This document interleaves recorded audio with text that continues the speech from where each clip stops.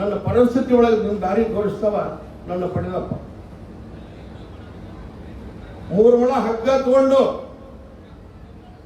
ನರಸಾಪುರ ಮಾಯಿನ ಹಿಡಿದಾಗ ಉರುಳು ಹಾಕೊಂಡಾಗ ಹೋಗಿದ್ದೆ ನಾನು. ಇದು ನಿಜವಾಗಿ ಮಾತ್ರ 100ಕ್ಕೆ 100 ಸತ್ಯ ಮಾತು. ಯಾಕೆ ನನ್ನ ಬಡತನ ಕನಿಷ್ಠ ಅಂಥ ಪರಿಸ್ಥಿತಿ. ಇವತ್ತು ನಮ್ಮ ಅಪ್ಪ ಗದ್ದಿಗೆ ಮ್ಯಾಗ ನನಗೆ ಹೇಳಿಕೆ ಹೇಳಿಲ್ಲ ಅಂದ್ರೆ ನಾನು ಈ ನರಸಾಪುರದಾಗೆ ಹಣ್ಣದ ದಂಡೆ ಮ್ಯಾಗಿರೋ ಮಾಯಿನ ಗಿಡ ಉರುಳು ಹಾಕಬೇಕಂತ ಹೋದವ್ ನಾನು. ಅವತ್ತಿನ ದಿವಸ ನಮ್ಮಪ್ಪ ಗದ್ದಿಗೆ ಮ್ಯಾಗ ಕಳೆದು ಹೆಬ್ಬಳ್ಳಿಯಿಂದ ಒಂದು ಹುಡುಗ ನಾನು ಹೇಳಿಲ್ಲ ಅಂದ್ರೆ ಉರುಳ ಹಾಕೋಬೇಕಂತ ಹೇಳಿ ಹಗ್ಗ ಇಟ್ಕೊಂಡ್ ಬಂದ ಚಿಲ್ಲ ಖರೀ ರಾವಣ ಅಂದ್ಬಿಟ್ಟು ನಮ್ಮಪ್ಪ ಹಡಿದಪ್ಪ ರೇಮಂಡ್ ಶಾವಲಿ ಅವರು. ಯಾರಪ್ಪ ಅವರು? ಹೆಬ್ಬಳ್ಳಿಯವರು. ಬರೀ ಆ ಹುಡುಗವ ಹಗ್ಗ ಇಟ್ಕೊಂಡ್ ಬಂದಿರಲ್ಲ ಅಂತ ಕರೆದ್ರು. ನಾನರಿ ಅಂತ ಹೋದೆ. ಕೈ ಚಲ್ದಾಗ ಐತ್ ನೋಡು ತಗದ್ ತೋರ್ಸಣ್ಣ ಅವನು ಅಂದ್ಬಿಟ್ಟ. ಕೈ ಚಲ್ದಾಗ ತಗದ್ ತೋರಿಸ್ಬಿಟ್ಟೆ ಎಲ್ಲ ಮಸೂದ್ದಾಗ ಭಕ್ತರಿಗೆ. ಒಪ್ಪರೆ ಅಂದ್ರೆ ಅವ್ರು ಅರ್ಧ ಕರಲ್ಲ, ಅವನ ಮಗಳನ್ನ ಕರಲ್ಲ. ಅಂಥ ಪರಿಸ್ಥಿತಿ. ಏನಪ್ಪ ಇದು ಇಬ್ಬರು ತಂದೆ ಮಕ್ಕಳು. ಅವ ಉರುಳು ಹಾಕೊಂತ ಬಂದಾನ. ಹಾಕಬೇಡ ಅಂತ ಹೇಳಿ ಅವಾಗ ನಾಳೆ ಬಡ ಬಡ ನಾನು ಬೂದಿ ತಗೊಂಡು ಸಿಗ್ಗಾಂವಿ ತಾಲೂಕು ಬಸನಾಳ್ ಅನ್ನುವಂಥ ಗ್ರಾಮ ಐತಿ. ಆ ಬಸನಾಳಕ್ಕೆ ಹೋಗಣ್ರಿ.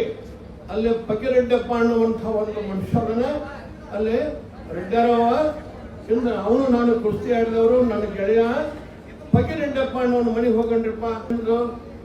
ಬಂಗಾರ ಹುಗಿನ ಹಾಕಿದ್ವಿ, ಕಳಿಸ್ಬಿಡ್ರಿ ಅವನ್ನ ನಾಳೆಗೆ ಹೋಗಂತ ಹೇಳ್ರಿ ಅಂತಂದು. ನಾಳೆಗೆ ಹೋಗ್ರಿ ಅಂದಾಗ ನಮ್ಮಪ್ಪ ಪಕ್ಕಿರೆಡ್ಡಪ್ಪನ ಮನೆಗೆ ಹೋಗಂದನ ಹೋಗೋಣ ಅಂತ ಒತ್ತಿ ಇಡಕ್ಕೆ ಹೋಗಿದ್ದ. 20 ರೂಪಾಯಿಗೆ ರಾತ್ರಿ ಈ ಊರಾಗ ಡಬರಿ 20 ರೂಪಾಯಿ ಕೊಟ್ಟರು ಹೆಣ್ಣು ಮಗಳು. ಆದ್ರೆ ಹೊಳ್ಳಿ ಕೊಡ್ಲಿಲ್ಲ. 8 ದಿವಸಕ್ಕೆ 20 ರೂಪಾಯಿ ಓದಿ ಕೊಟ್ಟಿನಿ. ಕೊಡಲಿಲ್ಲ. ಮನೆಗೆ ಹೋಗತ್ತ ಅವರ ಮನೆಗೆ ಹೋದ್ರೆ ಕೊಟ್ಟರು. ಇಡೀ ಮಣಿನ ಮನೆಗೆ ಹೋತು. ನೀವು ಗಾಯಿಸಿದ್ರಿ ಹೆಬ್ಬಳ್ಳಿ ಅಂತ ಒಂದು ಹಿಂದಿನಿಂದ ಬಂದಂಥ ಪವಾಡದೊಳಗೆ ಇದು ಮೊದಲನೇ ಹೆಜ್ಜೆ. ನಮ್ಮಪ್ಪ ಅಂಥ ಟೈಮ್ಗೆ ಕಳಿಸ್ತಾ ಹೋದ್ವಿ. ಗಂಡ ಇಂಥ ಮಕ್ಕಳು ಕರ್ಕೊಂಡು ಅಂಥ ಟೈಮಿನಾಗೆ ಪಗಿರೆಡ್ಡಪ್ಪ ಅನ್ನುವಂಥ ಒಬ್ಬ ರೆಡ್ಡಿ ವಂಶದ ಹುಟ್ಟಿದಂಥ ಒಬ್ಬ ಶ್ರೀಮಂತ. ಅವನಿಗೆ ನೋಡ್ರಿ ಹ್ಯಾಂಗ ಕಳಿಸಿದ್ದಾನೆ ಈ ಅಪ್ಪ ನನಗೆ. ಬರೀ 6 ಮಂದಿ ಹೆಣ್ಣು ಮಕ್ಕಳು, ಅವಾಗ ಗಂಡು ಮಕ್ಕಳೇ ಇಲ್ಲ. ಅಂಥ ಜಾಗಕ್ಕೆ ನಮ್ಮ ಅಪ್ಪ ಅಲ್ಲಿ ಕಳಿಸ್ತಾ ಬಸವನಾಳಕ್ಕೆ ಹೋಗಂತ ಹೇಳಿ ಹೋದ್ವಿ.